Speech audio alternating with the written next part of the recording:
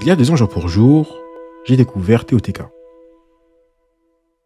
Et moi étant un grand fan de Sonic et de Rayman, la seule mascotte qui m'intéressait réellement chez Nintendo, c'était Mario. Alors Zelda, franchement, c'était pas quelque chose qui m'intéressait réellement. Et pendant des années, cette licence ne m'a jamais intéressé, ni même attiré un petit peu. Jusqu'à aujourd'hui, je ne sais toujours pas pourquoi. Et puis le 13 avril 2023 est sorti un trailer, celui de TOTK. Et là, grosse claque. Des îles célestes, des machines anciennes, de la nature qui se mélange avec des ruines, et Link qui saute dans le vide. Les 2 premiers trailers étaient sortis, mais celui-là, il était différent. J'étais hypé, alors que j'en avais rien à faire de Zelda jusque-là. Le 12 mai, le jeu sort. Et le lendemain, je pars faire les courses avec mon père. Je me rappelle qu'il est sorti, et je lui demande s'il peut me l'acheter. Il est surpris que je lui demande enfin de m'acheter quelque chose, parce que rarement je lui demande d'acheter des trucs. Et là, c'était un jeu vidéo, donc encore plus rare. Donc franchement, il était content, il m'a dit, vas-y, tiens, je te l'achète. Une fois à la maison, je rentre chez moi, je mets la cartouche dans la Switch, petite mise à jour du jeu, et c'est lancé. L'écran titre, il est simple, il est classe, il est propre, rien à dire dessus, franchement, j'aime bien tout ce qui se passe.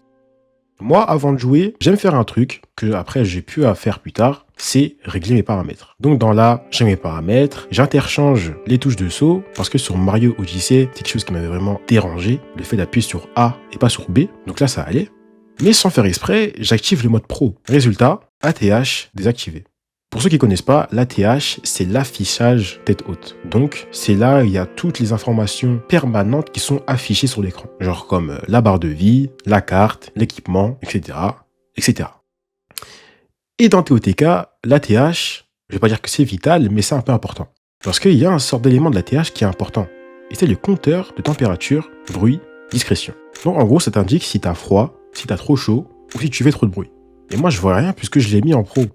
Mais il y a un truc qui se passe lorsque je lance le jeu pour la première fois, c'est que je suis pris direct. L'immersion, elle est totale. Et du coup, en jouant sur la TH, je découvre les paysages d'Hyrule comme jamais.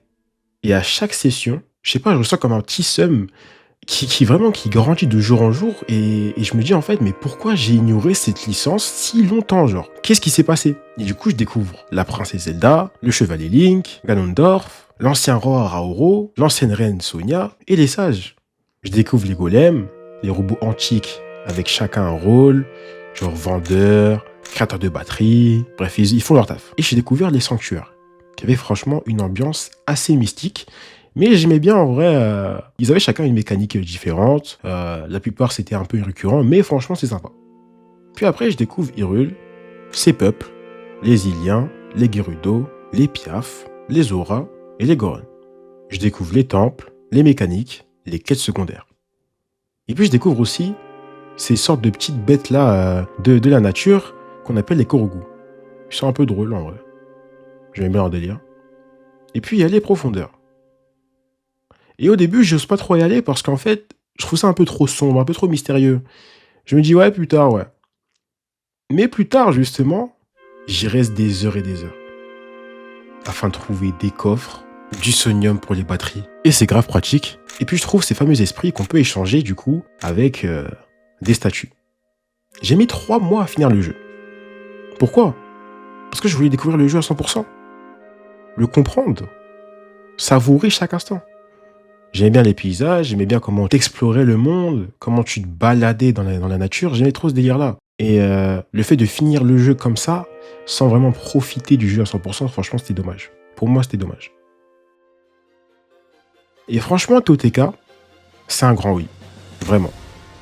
J'ai adoré me balader dans la nature, explorer les grottes, trouver des trésors. Et vraiment, en fait, ce jeu, il m'a ouvert la porte à tout l'univers de Zelda. Vraiment, grâce à lui, j'ai essayé Wind Waker, que j'ai fini récemment, et qui est pour l'instant mon Zelda préféré, hors Open World, Twilight Princess, que je fais actuellement et qui est vraiment incroyable. Et que je kiffe là, je kiffe ma race dessus, vraiment c'est incroyable. Et Ocarina of Time, version Master Quest, qui est la version un peu difficile du jeu, même si je ressens pas trop la difficulté, qui est un peu mal vieilli, mais franchement, j'ai kiffé. J'ai aussi essayé Breath of the Wild, mais faut que je m'y mette vraiment dessus. Parce que le très peu que j'ai joué, je le savais, mais moi je le savais moi-même que je serais biaisé par TOTK. Parce que j'ai commencé par TOTK avant Breath of the Wild.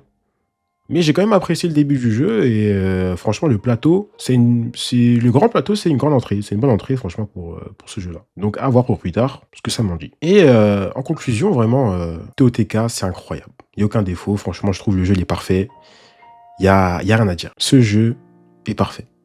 Bref, merci d'avoir regardé cette vidéo. C'était Mirotam. Et surtout, n'hésitez pas dans les commentaires à donner votre propre ressenti sur ce jeu. Qu'est-ce que ça vous a donné? Est-ce que, en tant que personne qui a joué à Breath of the Wild avant, qu'est-ce que ça vous a fait?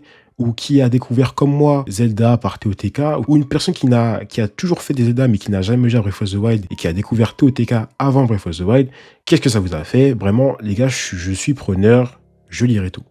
En tout cas, j'espère que la vidéo vous aura plu. C'était Mirotam.